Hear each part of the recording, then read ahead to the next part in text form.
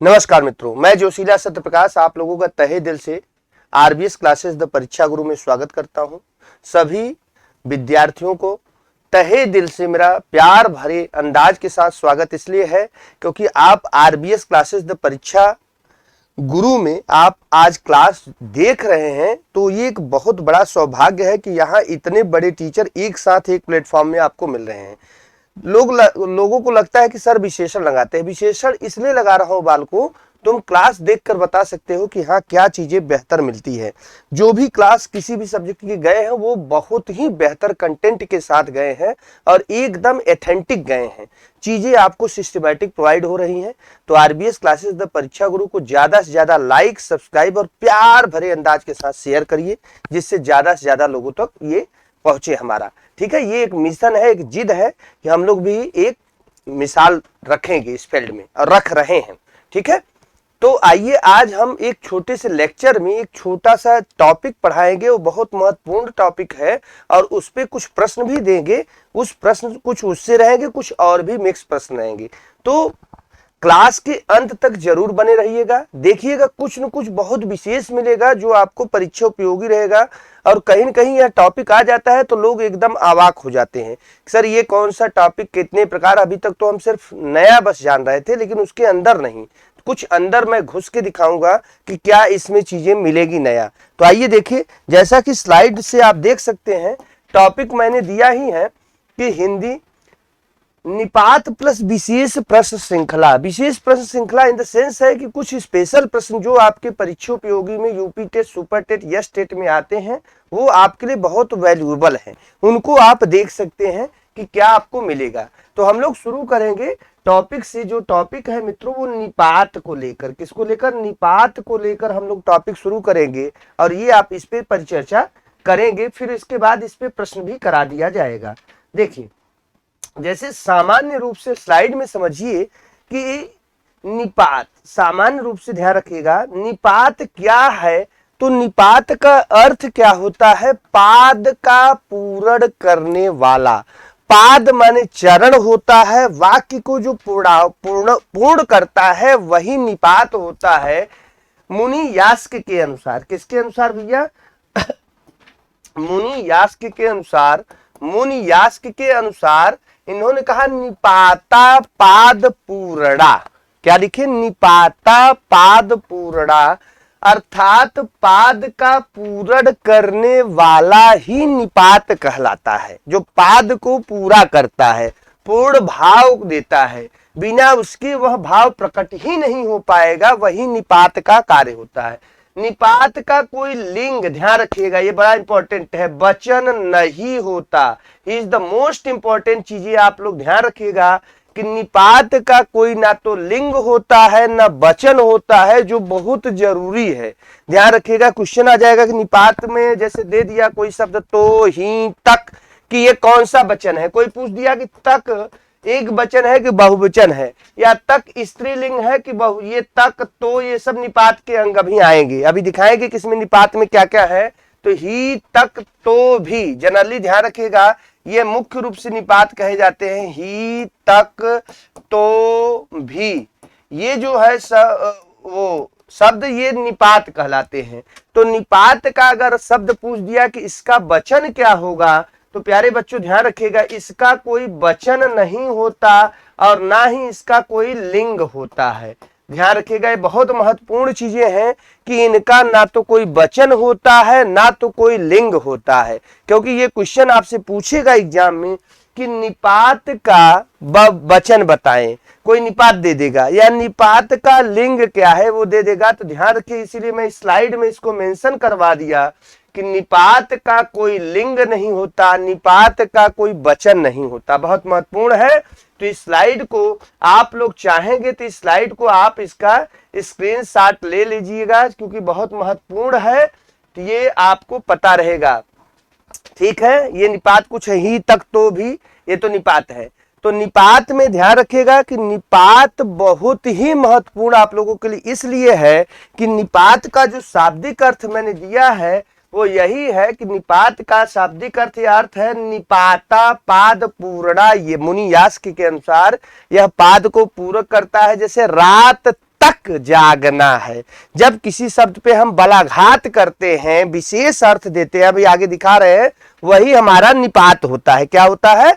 निपात होता है। तो निपात के मुख्य प्रमुख कार्य का है भैया, तो निपात के मुख्य कार्य दो हैं। विशेष शब्द पर ही फोकस होता है, जोर दिया जाता है, या शब्दों पर बलाघात हो। ध्यान रखिएगा, शब्दों पर बलाघात, देखिए वहां देख लीजिए स्क्रीन पे, ये निपात के मुख्य कार्य में होते हैं, जो इसके शब्दों पर जब विशेष बलाघात किया जाए या शब्दों पर विशेष फोकस हो, वही निपात होता है। जैसे मैंने कहा रात तक जागना है, अब यहां रात तक जागना है, जागना है। अब हमने जोर किस पे दिया है? मैंने कहा प्रियंका को रात तक जागना है, नीलम को रात तक पढ़ना है, राजेश को, राजेश ही बाहर जाएगा। देखिए राजेश ही बाहर जाएगा। तो जब किसी शब्द पर बलाघात किया जाए, जोर दिया जाए, वही निपात होता है। वही हमारा क्या होता है? शब्दों पर बलाघात दिया जाए, शब्दों पर बलाघात, शब्दों पर बलाघात दिया जाए, सॉरी, शब्दों पर बलाघात किया जाए वही निपात होता है। निपात का अर्थ है पाद को पूर्ण करने वाला, और जब हम किसी विशेष शब्द पर विशेष जोर दे तो वही निपात होता है। निपात एक अव्यय ही है, मैंने पहले स्लाइड में दे दिया है, आप लोग देख लिए होंगे। यहाँ पे जो लिखा है कि साधारणतः निपात एक अव्यय ही है। निपात एक अव्यय होता है, और निपात किसे कहते हैं? तो जब किसी विशेष शब्द पर हम बलाघात करते हैं तो वह निपात बन जाता है, अर्थात विशेष जोर दे जाता है, वही निपात होता है। वही पाद को पूरा करता है, वही पाद चरण को क्या करता है बच्चों? पूरा करता है। ध्यान रखना, यह क्वेश्चन बहुत तेज पूछा जाता है, इसलिए हम स्लाइड में दिए हैं कि आप इसको स्क्रीनशॉट भी लेते हैं। शब्दों पर जब बलाघात किया जाए तो वह निपात हो जाता है। जैसे कि मैंने एग्जाम्पल आपको दे दिया, यहाँ पर रात तक जागना है, सूरज को रात तक जागना है, राजेश ही बाहर जाएगा, प्रियंका ही यह काम करेगी। तो जब किसी शब्द पर विशेष जोर दिया जाए तो वही निपात होता है, और निपात साधारणतः ग्रामर की भाषा में एक अव्यय है। व्याकरण में इसको अव्यय की कोटि में ही रखा गया है। अब आता है निपात के प्रमुख प्रकार कितने हैं, कितने टाइप के निपात होते हैं प्यारे बच्चों, तो वो जरा सा ध्यान रखिएगा। निपात को देख लीजिए। निपात के प्रकार बहुत महत्वपूर्ण टॉपिक है। निपात के प्रकार कितने होते हैं? जनरली हम बच्चे, साधारण बच्चे, बालक बालिकाएं सोचते हैं निपात माने ही तक तो भी, बस। तो ही तक तो भी नहीं होता। निपात के कम से कम कितने प्रकार होते हैं वो एथेंटिक है। हर में कौन कौन से आएंगे वो एथेंटिक है। तो ये स्लाइड है, इसको आप लोग स्क्रीनशॉट ले सकते हैं कि निपात के 9 प्रकार होते हैं। कितने होते हैं बच्चों? 9 प्रकार होते हैं। तो 9 प्रकार ये जो दिए गए हैं, इसमें कौन कौन है वो मैंने दे दिया है। काश यहाँ बड़ा सा रहेगा, काश, ठीक है। तो ये चीजें आप लोग ध्यान रखिएगा, उसका मिसप्रिंट हो गया है। तो निपात में कौन कौन आएंगे वो चीजें देख लीजिएगा। स्क्रीनशॉट आप लोग ले लिए होंगे। यही निपात 9 है, तो इस पे जरा परिचर्चा हम लोग कर लेते हैं, ठीक है। जैसे निपात के कितने प्रकार होते हैं बच्चों? तो निपात के 9 प्रकार होते हैं। कितने प्रकार होते हैं? 9 प्रकार होते हैं। अब 9 प्रकार में कौन कौन है? तो पहला जो होता है वो स्वीकार्य निपात होता है। क्या होता है? स्वीकार्य निपात। और दूसरा क्या होता है? नकारार्थक निपात। और तीसरा जो होता है वो निषेधात्मक निपात। और चौथा है प्रश्नबोधक, पांचवा है विस्मयादि बोधक, छठा है बलदायक या सीमा बोधक निपात, सातवां है तुलना, सातवां है क्या, तुलना बोधक निपात, आठवां है अवधारण बोधक निपात, और 10वां है आदर बोधक निपात। कौन कौन से में क्या क्या निपात में आते हैं वो बहुत ही महत्वपूर्ण है, जो परीक्षा में पूछता है। कभी कभी इतना स्टैंडर्ड प्रश्न दे देता है और एक प्रश्न से बच्चों हमारी मेरिट इतनी अप एंड डाउन हो जाती है कि उसकी पीड़ा सिर्फ उसी लड़की से या लड़का से पूछो जो पॉइंट से बेचारा रह गया है। प्राइमरी शिक्षक में, दरोगा बनने में, पुलिस बनने में, सिविल में, आईएएस पीसीएस, जो पॉइंट में, पॉइंट 2 में रखता है, उससे उसकी पीड़ा समझो। तो इसमें से कौन कौन है, तो देखिए जैसे स्वीकारात्मक निपात जो होता है, जैसे मैंने कहा हाँ जी, हाँ और जी आता है इसमें। जैसे मैंने कहा हाँ मैं ही जाऊंगा, हाँ मैं, हाँ को रोक जब किसी बात पे जी, जैसे राम जी यह काम करेंगे, राम जी यह काम करेंगे, तो राम जी पे जो जोर दिया जा रहा है वो स्वीकारात्मक निपात में आता है। किसमें आता है, स्वीकारात्मक निपात में आता है। नकारात्मक में नहीं जी, जैसे मैंने कहा कि राजेश, या मैं बोला कि मैं, जैसे कहा कि सुरेश नहीं, जैसे ये वाक्य कैसे बनेगा, मैंने कहा प्रश्न किया राजेश कहाँ जा रहे हो, राजेश कहाँ जा रहे हो, मैंने प्रश्न किया। अब राजेश कहा नहीं जी, जोर से बल दिया, नहीं जी कहीं नहीं जा रहा हूं, नहीं जी कहीं नहीं जा रहा हूं, नहीं जी कहीं नहीं जा रहा हूं। तो ये जो नहीं जी वाला है इस पे हम जोर दे रहा है, राजेश जोर दे रहा है। उत्तर में कहा, उत्तर में राजेश ने कहा कि नहीं जी कहीं नहीं जा रहा हूं या नहीं जा रहा हूं। तो जब हम शब्द पे नहीं पे जोर देते हैं तो वो क्या हो जाता है, नकारात्मक निपात हो जाता है। क्या होता है, नकारात्मक निपात होता है। ठीक है, तो ऐसे निषेधात्मक में आता है मत, निषेधात्मक में आता है मत, मत करो यह काम, मत करो यह काम, मत करो यह काम, मत करो यह काम। जब जोर हम देते हैं तो मत शब्द पे जब जोर दिया जाता है तो ये यहां निषेधात्मक निपात में आता है। ठीक है, इसके बाद क्या, क्वेश्चन मार्क, और ना ना ना ना ना।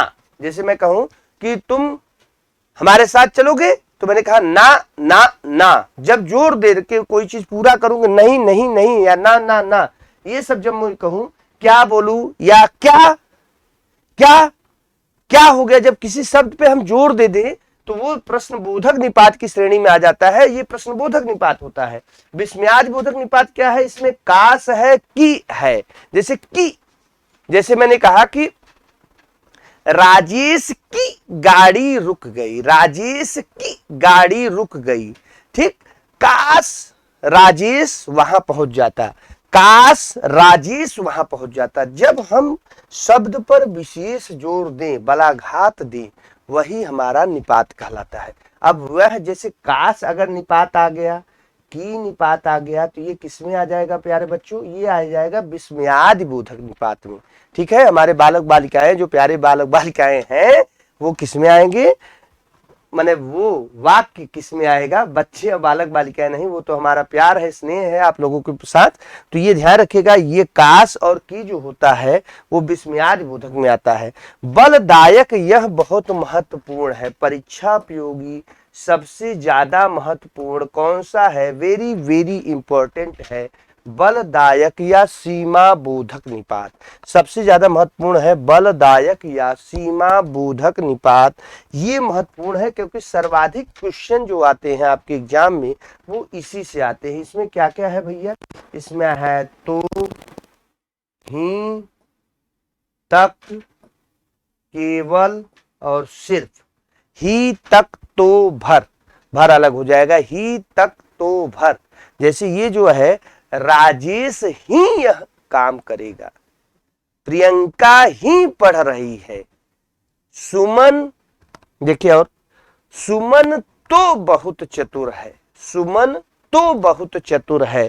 ठीक है, तुम केवल सोते हो, तुम केवल सोते हो। जब इन सब शब्द पे जोर देकर कोई वाक्य बनाया जाता है बच्चों, बालिकाओं, बालकों, तो उसे कहते हैं बलदायक निपात या सीमा बोधक निपात, जो परीक्षा में सबसे ज्यादा पूछता है।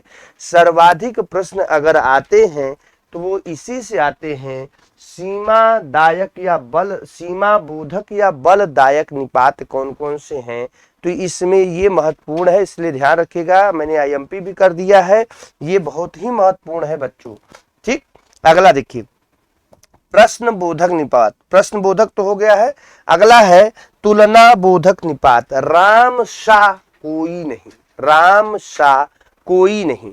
ठीक है, मैंने किसी का जब सा से सी, वैसे भी उपमा का कारक कार्य होता है। उपमा अलंकार में आप देखेंगे सा से सी सम इव तुल्य सदृश के समान आते हैं। तो जब सा का प्रयोग कहीं मिल जाए तो ये तुलना बोधक उपात है, जिसपे हम जोर देते हैं, बहुत विशेष जोर दें तो तुलना बोधक निपात में आता है। किसमें आता है? तुलना बोधक निपात में। अगला है अवधारण बोधक निपात। अवधारण बोधक निपात में क्या क्या आते हैं भैया? इसमें आता है ठीक, लगभग, तुम ठीक समय पर नहीं पहुंचे, तुम ठीक समय पर नहीं पहुंचे। कहीं भैया कुछ चीज हो रहा था और वहां आप मिस कर गए। ठीक समय पर पहुंचना बहुत जरूरी है, खास करके युवा वर्ग। आप लोग ध्यान रखिएगा कि वो क्या कहा जाता है, जैसे नायक नायिकाओं के प्रसंग में ऐसा कहा जाता है कि जब नायिका अगर बुलाती है तो नायक कभी भी ठीक समय पर नहीं पहुंचता, और नायिका वेट करती रहती है, झल्ला के कहेगी आइंदा अब मैं कभी नहीं आऊंगी तुम जब बुलाओगे। तो ठीक समय पर नायक बंधु प्यारे बच्चों जरूर पहुंचा करो वहां भी, और एग्जाम हॉल में भी। बहुत से लेट लतीफ बच्चे और बच्चियां होती हैं जिनकी हैबिट बन गई है, चूंकि वो सोचते हैं जैसे वहां मैं डेटिंग पे लेट जा रहा हूं, परीक्षाओं में जाओगे तो भैया परीक्षा से स्वाहा ही हो जाओगे। तो भैया ठीक समय पर पहुंचिए, चाहे वो परीक्षा हो, चाहे आपके जीवन संगनी के प्रति कोई समर्पण भाव हो, चाहे कहीं डेटिंग दिए हो, ठीक समय पर भैया पहुंचिए। ठीक समय पर नहीं पहुंचेंगे तो बहुत ही गड़बड़ घोटाला हो जाएगा, और वो गड़बड़ घोटाला हो सकता है। कुछ बालक बालिकाएं जो हमारे बंधु हैं वो उस घटना से अवगत होंगे, तो वो बड़े अच्छे से समझ रहे हैं जो मैं बात कह रहा हूं। कुछ बातें संक्षिप्तावस्था, संक्षिप्त करके, संक्षिप्तीकरण करके बोलना पड़ता है। हालांकि साहित्य में कहा जाता है कि यदि आप किसी बात को संक्षिप्तीकरण कर देते हैं तो पूरा का पूरा भाव साहित्य में नहीं निकल पाता। इसलिए साहित्य का कोई भी टीचर हो, संस्कृत, हिंदी और अंग्रेजी का, उसको भाव में बहकर वो चीजें बताना पड़ता है। तो हमारे जो भाव का है उसका दूसरा अर्थ ना लेंगे, उसका सार्थक अर्थ लेंगे कि भैया ठीक समय पर पहुंचेंगे तो बहुत चीजें मिल जाएंगी और बहुत चीज पा जाएंगे, जिसमें आप मास्टर बन जाएंगे, दरोगा बन जाएंगे, समीक्षा अधिकारी बन जाएंगे, DM SDM बन जाएंगे। ठीक, आर्मी के मेजर जनरल बन जाएंगे, सोल्जर बन जाएंगे, एक शिक्षक बन जाएंगे। तो ठीक समय पर, सही समय पर सही कार्य करिए, और वहां पर करेंगे तो एक अच्छी संगनी के साथ आपको साथी मिल जाएगा, चाहे वो गर्ल्स हो चाहे बॉयज हो। ठीक, तो ठीक का बहुत बड़ा रोल है। नायक नायिकाएं, हमारे बालक बालिकाएं ठीक समय पर काम किया करें। ठीक है, वैसे भी कहा जाता है शादी भी ठीक समय पर करना चाहिए। आजकल क्या हो रहा है पता लगा, लड़का 40 साल को हो गया, 42 साल, 45 साल, लड़की को पता लगा 38 साल। तो भैया का उस शादी का यार, 40-45 साल बाद शादी का क्या मतलब है? जो हमारे यहाँ शादी का जो धारणा बनी है वो भैया शादी की धारणा 25 साल सही मानी जाती है योग के लिए। मान लो आज के युग में, पहले तो 18-21 है, लेकिन आज की दृष्टि से 25 साल तक हम लोगों को हो जाना चाहिए। 25-26, अंडर 30 तक आपको सेटल्ड शादी में, तो ठीक समय पर शादी करेंगे सही परिणाम मिलेगा। क्योंकि अब 60 साल की उम्र, आप कल्पना नहीं कर सकते कि हम नए युवा वर्ग 60 साल तक जी पाएंगे। बहुत मुश्किल है प्यारे बच्चों। 60 साल के बाद पता नहीं कितने कोरोना जैसे आतंकवादी आते रहेंगे, और एक एक ग्रुप के हमारे कई टीचर बंधु ऐसे चलेंगे। अफसोस की बात है, बड़ा कष्ट होता है कि हमारे बीच वो पढ़ाए, अचानक कोरोना ने ले लिया, कई शिष्य और शिष्याएं चली गई, कई बालक बालिकाएं कंपटीशन के लिए मरते रहते हैं रात दिन। हमारी एक बालिका थी, बहुत मरती थी, बहुत मध्यम वर्गीय थी, एकदम परीक्षा के लिए जान देती थी। और पता है मित्रों, उसका सिलेक्शन होता है, उसकी ज्वाइनिंग आ जाती है, ज्वाइनिंग अगले दिन जाना रहता है उसको दरोगा में, और उसी दिन वो अपने हॉस्टल में रहती है और अचानक पता लगा बैठे बैठे एक्सपायर हो जाती है। कोई ब्रेन स्ट्रोक हो गया, किसी को बड़ा आश्चर्य लगा उस दिन, बड़ा शॉक्ड रहे कि उसकी मध्यम वर्गीय परिवार की इतनी उसकी वेदना मुझे दर्द किया कि वो पूरी जीवन दर्द से भरी रही। और लास्ट में जब सफलता मिला तो भगवान से रहा नहीं गया, छीन लिए उसको खुशी उसके घर पे। और वो 5-6 बहनों में थी, बड़ी मुश्किल से अपने जीविकोपार्जन के लिए बेचारी यहाँ पर रह के तैयारी करती थी। तो ऐसे घटनाएं आपको बहुत मिलेंगी मित्रों। तो वही चीजें होता है, ठीक समय पर वो मेहनत की, सब कुछ किया, लेकिन उसके नसीब में वो चीजें नहीं था, परिवार को नहीं था, तो उसमें हम आप कुछ नहीं कर सकते। सही समय पर सही कार्य कर लो, कब सांसें हमारी रुक जाए, आपकी रुक जाए, तो चीजें का कोई भरोसा नहीं है। और इस महामारी के युग में, इस कलयुग के युग में 60 साल अगर कोई अच्छे से जी लिया, स्वस्थ पूर्वक खुश रहकर, तो वो अपना पूरा जीवन समझ लीजिए जी लिया। मेरे हिसाब से तो मैं 60 बस मानक मानता हूँ। 60 के बाद तो आदमी फिर घिसता है रह के। ठीक, तो ठीक समय पर सही काम करना चाहिए। अगला है आदर बोधक निपात। आदर बोधक निपात में आते हैं जो। आदर बोधक में क्या आता है भैया? जो भी बहुत जरूरी होता है। जैसे जो वहां जो खड़ा है, वहां जो खड़ा है, जैसे मैंने कहा वह मेरा मित्र है, वहां जो खड़ा है या खड़ी है, दोनों कह सकते हैं भैया, लड़के लड़की दोनों हैं। तो वहां जो खड़ा है या खड़ी है वह मेरा मित्र है, वह मेरा मित्र है। तो जो पर जब हम जोड़ देते हैं तो ये निपात हो जाता है आदर बोधक निपात। आदर बोधक निपात की श्रेणी में आती है। तो इसका स्क्रीनशॉट फिर से ले लीजिएगा, बहुत महत्वपूर्ण है। चीजें चूंकि आपको इसलिए ऑथेंटिक है, अभी तक आप लोग निपात को सामान्य ढंग से बस पढ़े होंगे या नहीं पढ़ पाए होंगे। जो बालक बालिकाएं वो यहाँ समझ लें कि ये कौन महत्वपूर्ण है। इसमें सबसे ज्यादा वैल्यूएबल जो है वो आप देख सकते हैं बलदायक, जो मैंने दिखाया है बलदायक या सीमा बोधक निपात बहुत महत्वपूर्ण है। जनरली बच्चा बस इतना ही जानता है कि निपात इतने ही होते हैं, ही तक तो भी अक्सर लोग बोल देते हैं, क्लास में भी लोग इतना ही लिखवा के रह जाते हैं। लेकिन निपात के इतने प्रकार हैं, इतने टाइप के निपात होते हैं जिस पर विशेष जोर दिया जाता है शब्दों पे, तो वो निपात बन जाता है। निपात एक अव्यय है, पाद को पूर्ण करने वाला ही निपात है। आइए अगला हम लोग देखते हैं। तो ये निपात के हो गए, निपात के कुछ। अब हम लोग इसके बाद इस पे चलते हैं। देखिए प्रश्न कहाँ गए इसमें। अगला इस पे प्रश्न है। अब हम कुछ विशेष प्रश्न कर रहे हैं। देखिए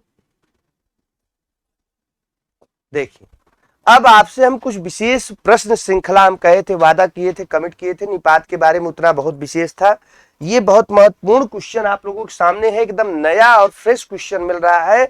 वर्णमाला का क्वेश्चन है। काफी लोगों को, बच्चों को एक नया चीज मिलेगा। What is दग्धाक्षर? दग्धाक्षर क्या है? दग्धाक्षर क्या है? व्हाट इज दग्धाक्षर वर्ण?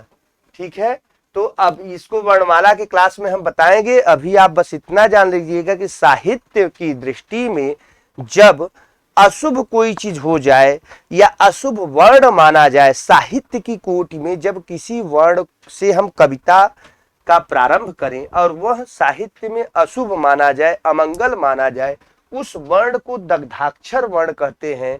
निराला जी ने इसका प्रयोग राम की शक्ति पूजा में किया गया है। राम की शक्ति पूजा में, राम की शक्ति पूजा किसकी रचना है? बार बार बच्चों को बताते हैं, राम की शक्ति पूजा सूर्यकांत त्रिपाठी निराला जी की एक कविता है, लंबी कविता है। उसमें इन्होंने दग्धाक्षर वर्ण का प्रयोग किया गया है। जब किसी कविता से इस अक्षर का प्रयोग करें और वह साहित्य में अमंगल माना जाए, वही होता है दग्धाक्षर वर्ण। इसको हम लिखवा देंगे और इसका एक हम ट्रिक दिए हैं प्यारे बच्चों, ट्रिक दिए हैं। अगर आप आंसर जानते हैं तो लगाइए। इसका एक ट्रिक दिया हूं दग्धाक्षर वर्ण के लिए। झर भी हंस, झर भी हंस, झर भी हंस, ये रहेगा। ध्यान रखिएगा, यहां है झ र भी हंस, झर भी हंस, इसका दग्धाक्षर वर्ण में प्राय गिने जाते हैं। तो ध्यान रखिएगा, इसमें आते हैं झ, र, भ, ह, श, 5 वर्ण आते हैं, बड़ा इंपॉर्टेंट है। तो देख लीजिए क्वेश्चन है, निम्नलिखित में दग्धाक्षर वर्ण कौन है। राम की शक्ति पूजा की पहली लाइन है रवि हुआ अस्त, रवि हुआ अस्त। यही लाइन आप देखेंगे, यहाँ र का प्रयोग किया गया है। देखिए र का प्रयोग किया गया है, रवि हुआ अस्त। तो यहाँ र, इन्होंने दग्धाक्षर वर्ण का, चूंकि निराला जी सदैव विद्रोही किस्म के थे, तो दग्धाक्षर वर्ण से अपने कविता का प्रारंभ राम की शक्ति पूजा का किए हैं। र का प्रयोग किए गए हैं। र एक दग्धाक्षर वर्ण माना जाता है जिससे कविता का प्रारंभ नहीं करना चाहिए। कौन कौन अक्षर? झ है, र है, भ है, ह है, श है। ये 5 वर्ण दग्धाक्षर वर्ण होते हैं। इसका राइट आंसर बच्चों क्या होगा? इसका राइट आंसर भैया क्या होगा? र होगा, र होगा। सी अगर आप लोग लगाए होंगे तो बहुत अच्छा है। ठीक है, ये इसका राइट आंसर होगा। ये हम वर्णमाला में इसको करा देंगे। अगला क्वेश्चन पे हम लोग देखते हैं। अगला क्वेश्चन दूसरा, तुम्हें रात तक जागना है। वाक्य में बड़ा इंपॉर्टेंट है। देखिए अभी मैंने पढ़ा है, तुम्हें रात तक जागना है। तो बालक बालिकाएं ये बताएं, तुम्हें रात तक जागना है, वाक्य में कौन सा निपात होगा? कौन सा निपात होगा? कौन सा निपात? अभी हमने आपको ग्राफ दिया था, इसलिए वो ग्राफ बहुत महत्वपूर्ण था जो हमने अभी दिखाए थे। ये वाला बहुत महत्वपूर्ण है और इसको देखकर आप लोग आंसर बता सकते हैं। तो इसलिए ये आंसर उसी पे डिपेंड है। कौन सा प्रश्न है? तुम्हें रात तक जागना होगा। तो मैंने अभी बताया था कि सबसे ज्यादा तक तो भी ये आते हैं। तो देखिए इसमें है बलदायक या सीमा बोधक। सीमा बोधक निपात यही होता है जिसे बलदायक या सीमा बोधक निपात कहते हैं। तो इसमें तक आता है। क्या आता है प्यारे भैया? राजा, मुन्ना, ठीक, बालक, बालिकाएं, ठीक है, जो भी है। हम लोगों के यहाँ जैसे बबनी भी कहते हैं लड़कियों को। तो जो भी है ये सब चीजें आप लोग समझ लीजिए कि इसमें तक जो है ये आता है बलदायक निपात। निषेधात्मक में नहीं वाला जो है, स्वीकार्य में हाँ जी वाला है, आदर बोधक में क्या आता है? अभी आपने देखा आदर बोधक वाले में जो आता है, जो। तो ये आप अभी जो 9 हमने दिया है उसमें देख लीजिएगा। इसमें राइट आंसर होगा बी, बलदायक निपात। क्या होगा? बलदायक निपात। अगला देखते हैं क्वेश्चन। देखिए निपात के प्रकार, बहुत अच्छा प्रकार क्वेश्चन आया है। निपात के कितने प्रकार होते हैं? आप लोग आंसर देंगे निपात के। अच्छा, आपको अगर क्लास अच्छा लग रहा है तो कुछ अच्छे कमेंट प्यारे बच्चों जरूर करिएगा। आपका प्यार भरा कमेंट मेरे लिए पूंजी होती है, वहीं पूंजी से मैं कुछ ऊर्जावान होता हूं। ऐसे जोशीला सत्यप्रकाश मेरा नाम है। आप कमेंट देते हैं तो मैं डबल ऊर्जा में हो जाता हूं, डबल इंजन बन जाता हूं। तो आपके कमेंट हमारे लिए पूंजी हैं।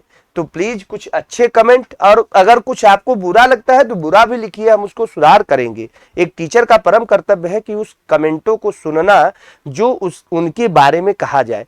तो जरूर कुछ न कुछ कमेंट अगर आपको अच्छा लगता है तो जरूर कहिए, जो भी आपको लगता है। देखिए इसमें हमने कहा निपात के प्रकार कितने हैं। तो आप ध्यान रखिएगा, निपात के प्रकार अभी आपने देखा है कि 9 प्रकार निपात में माने गए हैं। तो इसका राइट आंसर क्या होगा? बी। राइट आंसर बच्चे क्या होगा? हमारे प्यारे बालक बालिकाएं इसका राइट आंसर क्या लगाएंगे? बी होगा, 9 होगी। ठीक है, क्वेश्चन नंबर अगले पे हम लोग चलते हैं। इस पे हम लोग चर्चा कर चुके हैं। अगला देखते हैं नेक्स्ट क्वेश्चन क्या लेके आए हैं। निपात के प्रकार, चौथा क्वेश्चन, वर्णमाला में कौन सा वर्ण प्रायः कौन सा वर्ण पुल्लिंग माना जाता है? ऑप्शन देखकर लगाना है। ऑप्शन देखकर लगाना है, जल्दीबाजी में नहीं। प्रायः का मतलब कि उसके अपवाद होंगे, लेकिन प्रायः शब्द मतलब कुछ ऐसे होते हैं जो प्रायः इंगित करते हैं कि यह स्त्रीलिंग के हैं या यह पुल्लिंग के हैं। तो आप देखेंगे कि ज, आ, च, ट, ई, बड़ी ई, इनमें से कोई नहीं। तो आपको पता होगा कि स्त्रीलिंग में प्रायः जो ई और बड़ी ई स्वर होता है ये किस में आते हैं? स्त्रीलिंग में आते हैं। ठीक है, प्रायः। लेकिन इसके अपवाद भी हैं। और इसका सबसे बड़ा अपवाद क्वेश्चन में मैं कई बार बच्चों को लिखवाता हूं कि दही खाया जाता है कि दही खाई जाती है।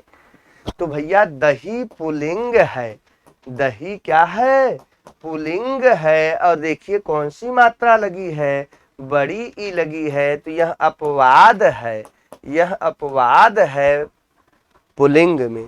प्रायः यह स्त्रीलिंग स्वर की माने जाते हैं। क्या माने जाते हैं, प्रायः यह स्त्रीलिंग स्वर माने जाते हैं, ध्यान रखिएगा।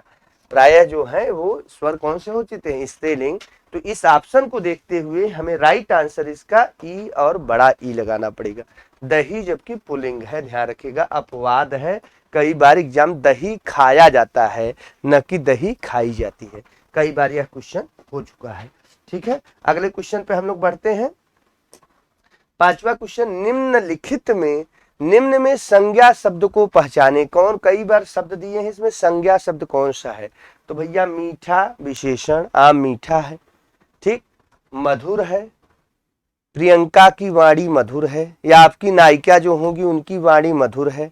नायक साहब आपके जो होंगे राजेश, सुरेश, महेश, उनकी वाणी बड़ी मधुर लगती है। मम्मी पापा की वाणी बड़ी कटु लगेगी, लेकिन जब नायक नायिका वही बात बोल देता है तो ऐसा लगता है जैसे अमृत बोल रहा, अमृत झर रहा उसके वाणी से। अब पता नहीं कौन सी जन्म घुट्टी पिला के नायक साहब या नायिका साहब वो 3 वर्ड बोलते हैं कि नायिका आजीवन डैश डैश डैश जुड़ जाती है। ठीक है, तो मधुर वाणी, मीठा, चतुर। प्रायः ऐसा माना जाता है कि नायिकाएं बहुत चतुर होती हैं, नायक भी होते हैं लेकिन नायिका कुछ स्पेशल चतुर होती हैं, बड़ा तेज अपना चीजें करती हैं, काम निकालती हैं। लेकिन अब तो नायक भी उसके भी बाप निकल गए हैं, वो भी बहुत चतुर होते हैं। लेकिन भैया चतुर उतना ही रहना चाहिए जितना अगले की कुछ हानि न हो। मेरा ये मानना है कि चतुराई एक सीमा तक आप रखिए, उतना मत चतुर हो जाइए कि अगले को इरिटेट हो जाए और वो आपको अपनी लिस्ट से बाहर कर दे। तो चतुर ये भी विशेषण है, लेकिन जो मधु है यह एक संज्ञा है। मधु क्या है, एक संज्ञा है बच्चों। मधु एक नाम है, और नाम किसमें आता है, जातिवाचक संज्ञा में नहीं आएगा। मधु किसी लड़की का नाम भी हो सकता है, तो ये व्यक्तिवाचक संज्ञा है। क्या है, व्यक्तिवाचक संज्ञा। व्यक्तिवाचक संज्ञा में मधु आते हैं, तो इसका राइट आंसर डी होगा, मधु। ठीक है, तो बड़े प्यार से इसको देख लीजिएगा। हम लाइव जल्द ही कमिंग सून होने जा रहे हैं, उसमें क्वेश्चन कराएंगे तो उसमें बड़ा मजा आएगा। अभी आप लोगों को जो क्लास मिल रहे हैं उससे आनंद लीजिए, इससे भी बेहतर से बेहतर क्वेश्चन हम लेके आएंगे बच्चों। जरूर से जरूर मजा दे आएंगे क्लास में, एकदम बेल मजा आएगा, और अच्छे से आंसर भी याद होंगे, कॉन्सेप्ट भी क्लियर कराएंगे जोशीला सर आप लोगों को। ठीक है, अगला क्वेश्चन आते हैं, अगला देखते हैं क्या है। हिंदी साहित्य में खड़ी बोली, हिंदी साहित्य में खड़ी बोली में प्रथम महाकाव्य, ध्यान से देखिएगा, क्वेश्चन बहुत बार मैं क्लास में बच्चों को कराया हूं, आगरा में, कानपुर, लखनऊ और भी जगह बाहर दिल्ली में। तो ये पूछा है प्रथम महाकाव्य नहीं, खड़ी बोली में प्रथम महाकाव्य। खड़ी बोली में प्रथम महाकाव्य कौन सा है। तो जब साहित्य में खड़ी बोली की बात आएगी, अगर पूछा जाए हिंदी साहित्य का प्रथम महाकाव्य, अगर ऐसे पूछा जाए हिंदी साहित्य का प्रथम महाकाव्य, अगर क्वेश्चन ऐसे होता तो इसका राइट कुछ और होता, प्रथम महाकाव्य। अगर क्वेश्चन ऐसे होता तो इसका राइट आंसर पृथ्वीराज रासो, ये पूरा एक में रहेगा। पृथ्वीराज रासो आदिकाल की रचना है और इसके लेखक हैं चंद्रबरदाई। कौन है, चंद्रबरदाई, चंद्रबरदाई इसके लेखक हैं, और आदिकाल की यह रचना है। कहाँ की है भैया, आदिकाल की रचना है। कब, जब यह क्वेश्चन होता। लेकिन पूछा है खड़ी बोली का प्रथम महाकाव्य, तो खड़ी बोली का प्रथम महाकाव्य प्रिय प्रवास है, 1914 में आई है। ये हरिऔध जी की रचना है, हरिऔध जी की रचना है। हरिऔध जी का पूरा नाम क्या है, अविद्या सिंह उपाध्याय हरिऔध, अविद्या सिंह उपाध्याय हरिऔध। बच्चों आप लोग समझिएगा, हरिऔध। ठीक, अब यहां आता है कि सिंह है और ठाकुर है, तो ये क्वेश्चन साहित्य में टीजीटी पीजीटी में कई बार पूछा गया है। सिंह और उपाध्याय क्यों लिखे हैं, तो पहले वो पंडित थे, बाद में उन्होंने सिख धर्म अपना लिया, इसलिए सिंह टाइटल जोड़ लिए, ध्यान रखिएगा।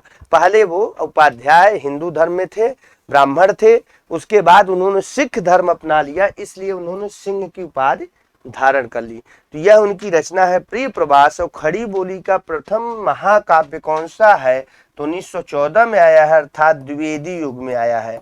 आधुनिक काल द्विवेदी युग में यह रचना आई थी और यही खड़ी बोली का प्रथम महाकाव्य है। हिंदी साहित्य का प्रथम महाकाव्य अगर पूछेगा तो हिंदी साहित्य का प्रथम महाकाव्य पृथ्वीराज रासो, आदिकाल चंद्रवरदायी, कामायनी छायावाद की बहुत बड़ा महाकाव्य है और जयशंकर प्रसाद जी की महानतम कृतियों में से एक है।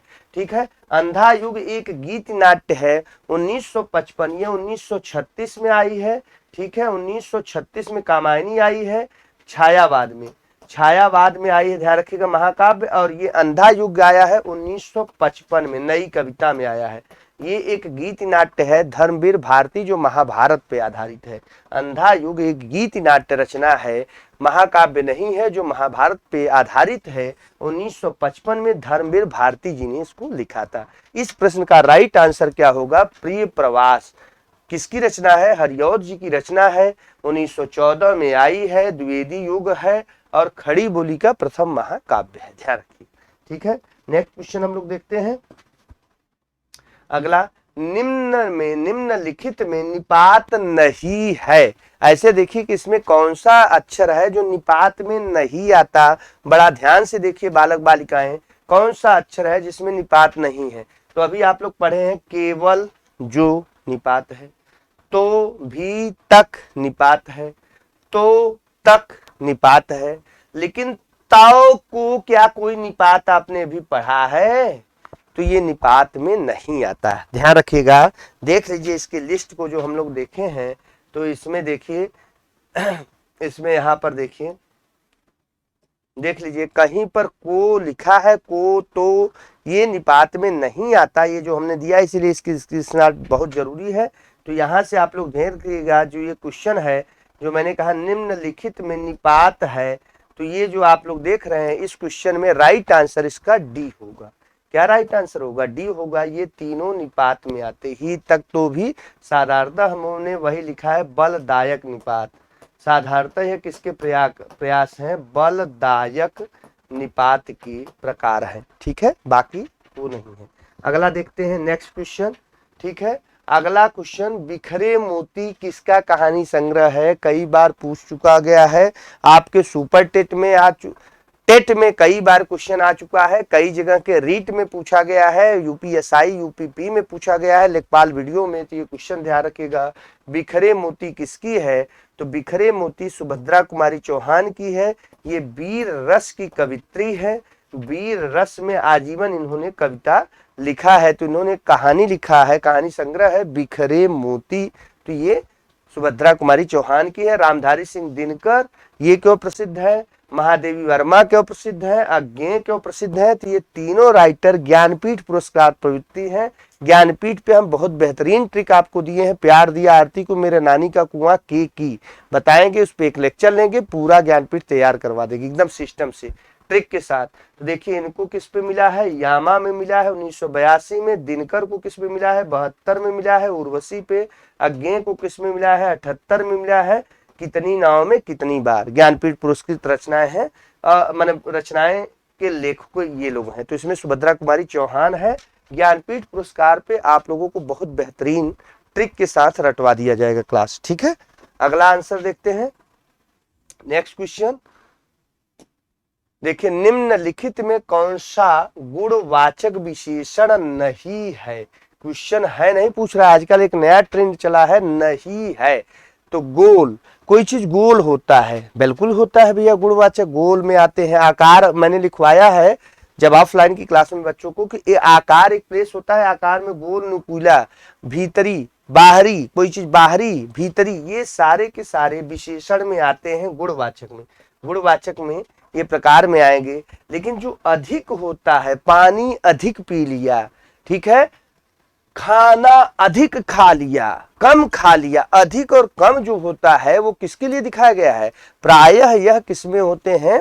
ये परिमाण को बोध कराते हैं और परिमाणवाचक विशेषण में ये आएंगे। परिमाणवाचक विशेषण में ये आएंगे, ध्यान रखिएगा। एक बोध, पानी अधिक पी लिया जब मैं कह दूंगा तो ये परिमाण को शो कर रहे हैं। पानी चूंकि शब्द आ गया है तो पानी जब लग गया तो परिमाण को बोध किया गया तो ये परिमाण में चले जाएंगे। और वहां पर बहुत लड़के हैं, अधिक लड़के हैं, तब वो संख्यावाचक विशेषण हो जाएगा।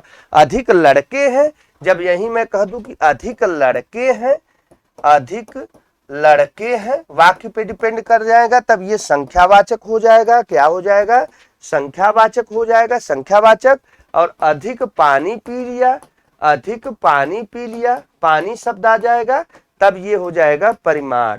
क्या हो जाएगा? परिमाणवाचक विशेषण। विशेषण पे एक स्पेशल है। तो ये गोल में ये तीनों किसके हैं? गुणवाचक पूछ रहा है। विशेषण के 4 प्रकार होते हैं, ठीक है?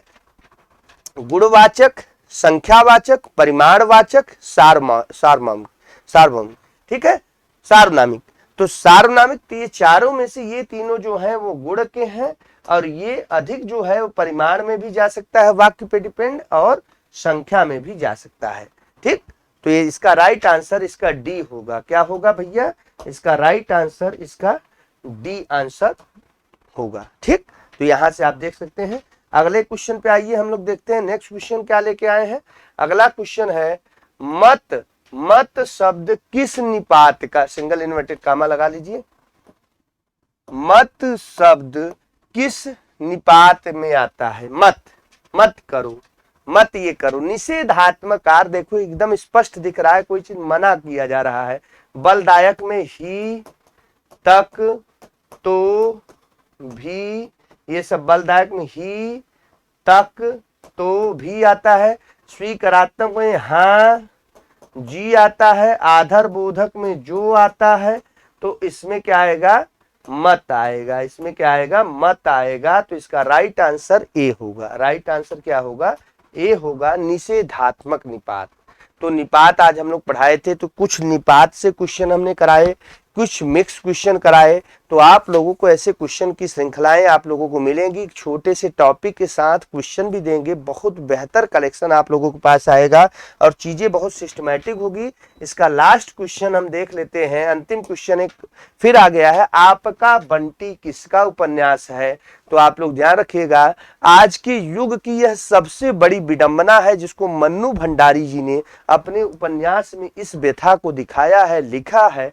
तो इसका राइट आंसर मन्नू भंडारी है। आज नायक नायिकाएं प्यार कर लेते हैं। राजेंद्र यादव की पत्नी मन्नू भंडारी, दोनों लोग कथाकार थे और लव मैरिज कर लेते हैं। उनमें एक लड़का, ये उनकी कह सकते हैं आप बीती उपन्यास है, उन पे लिखा हुआ है, इनडायरेक्ट लिखा है खुद मन्नू भंडारी ने, कि जब प्यार में जो समाज के द्वारा स्वीकृत प्यार न हो, जिसको लिविंग रिलेशनशिप एक नाम दिया गया है, ऐसे जब हम लोग प्यार कर लेते हैं और उसके द्वारा एक नया बच्चा या बालिका या बालक जन्म लेता है, तो उसको ना तो प्यार का पूरा, माँ का सुख पूरा मिल पाता है, ना ही पिता का सुख मिल पाता है, और वो दोनों के बीच में पिसता रहता है। उसी पे यह लिखा गया उपन्यास है आपका बंटी। राजेंद्र यादव अपना शादी करने के बाद बच्चा जब मन्नू भंडारी के पास आ जाता है गर्भ में, तो अपना अफेयर उनका दूसरे से हो जाता है। बच्चा जब पैदा होता है तो मन्नू भंडारी उसको लेके झेलती हैं। तो उन्होंने चिढ़ में वही लिखा कि भाई जब आप, एक पुरुष स्वतंत्र हो सकता है, कई नायिकाओं से संबंध बना सकता है, तो मैं नायिका क्यों नहीं? मैं भी स्वच्छंद नायिका हूँ, कई पुरुषों से अपना आपको संबंध स्थापित कर सकती हूँ, संबंध इन द सेंस मित्रता कर सकती हूँ, रह सकती हूँ। तो अब इन दोनों में, उधर पुरुष स्वतंत्र हो गया, इधर नारी स्वतंत्र हो गई, तो बीच में बेचारा पिसा कौन? बंटी महोदय पिस गए, ठीक है। तो आज यह देखने को बहुत ज्यादा मिल रहा है कलयुग में, और बहुत विडंबना है, ऐसी चीजें मिलती है दयनीय स्थिति में। तो ये मन्नू भंडारी का बहुत ही रोचक उपन्यास है, इसको आप लोग जरूर पढ़िएगा। इसका राइट आंसर मित्रों मन्नू भंडारी होगा। और यह आज की युवा पीढ़ी की वेदना है, दर्द भरी है, इसको आप देख सकते हैं, पढ़ सकते हैं, महसूस कर सकते हैं कि आज ऐसी पीढ़ी, ऐसी चीजें मिलती हैं जहां माता अलग स्वतंत्र है, पिता अलग स्वतंत्र है, दोनों का प्यार बेटे या बेटी को नहीं मिलता तो वो पिसता है।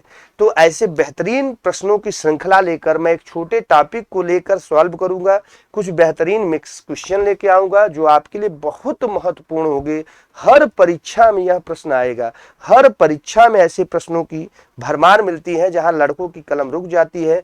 तो सामान्य हिंदी में बालक बालिकाएं, मैं चाहता हूं कि आपका सिलेक्शन 100% हो, और हिंदी आपका पूरक सब्जेक्ट है। बार बार करता हूं कि हिंदी से आप बहुत अच्छा सिलेक्शन ले सकते हैं, बहुत ऊपर उठ सकते हैं, स्कोर सब्जेक्ट बना सकते हैं।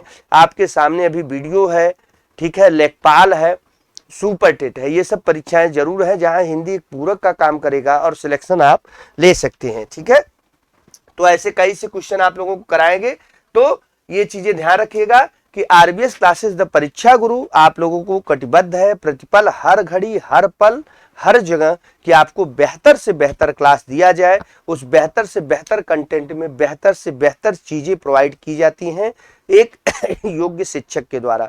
आपसे बस इतनी सी मेरी गुजारिश है, एक गाना है ना कि इतनी सी मेरी गुजारिश है, कुछ बेहतर स्वीट प्यार भरे कमेंट जरूर लिखा करें, क्लास अच्छा लगा हो तो जरूर, ये हम आपसे सविनय निवेदन जरूर करते हैं। अगर आपको बुरा लगता है, मैं फिर कह रहा हूं, अगर आपको बुरा लगता है तो जरूर आप बताइए, हम उस पर सुधार करेंगे। लेकिन नहीं लगता तो क्लास देखने के बाद एंड तक आप क्लास देखते हैं, मुझे बड़ी प्रसन्नता मिलती है कि आप क्लास एंड तक देखते हैं, कुछ बेहतर कंटेंट आपको मिलते हैं आरबीएस क्लासेस द परीक्षा गुरु में हर टीचर के द्वारा। तो भैया कुछ न कुछ आपका दायित्व तो है कि कुछ अच्छे कमेंटवा जरूर लिख दिया करें, वो आपका कमेंटवा हमारी पूंजी होती है। प्यार आपका हमारे लिए क्या होता है, बहुत ही उस प्यार को हम लोग संभाल के रखते हैं, पढ़ते हैं बार बार। वो कहा जाता है जब लव लेटर कोई लिखता है ना, तो पहले क्या कहे कि लव लेटर ऐसे चपका के पढ़ेंगे, फिर ऐसे कई बार नायक नायिकाएं जंगल में जाके, अब तो वो दौर खत्म हो गया, अब तो व्हाट्सएप मोबाइल वाला चैट हो गया, मोबाइल पे चैट पे चल रहा है भैया जो भी चैट है। तो अब लव लेटर भले खत्म हो गया, तो आपके जो कमेंट है वो हमारे लिए बहुत बड़ा लव लेटर का काम करते हैं, बहुत बड़ी पूंजी का, उसको हम बार बार पढ़ते हैं और बड़ा अच्छा लगता है कि आपके कमेंट हमें मिलते हैं। तो कमेंट जरूर रखा करें मित्रों क्लास में, और आरबीएस क्लासेस द परीक्षा गुरु को आप लोग लाइक सब्सक्राइब करिए और प्यार भरे अंदाज के साथ शेयर जरूर किया करेंगे। नेक्स्ट सेशन में कुछ बेहतर से बेहतर कंटेंट लेकर मैं ज्योतिष सत्यप्रकाश पुनः हाजिर होऊंगा बेहतरीन कलेक्शन के साथ। तब तक के लिए मैं विदा लेता हूं, और मेरा टैग लाइन वही है, हिंदी की क्लास में वही बोलूंगा, जय हिंद। ठीक है, जय हिंद, जय हिंदी, विजय हिंदी और जिंदाबाद हिंदी।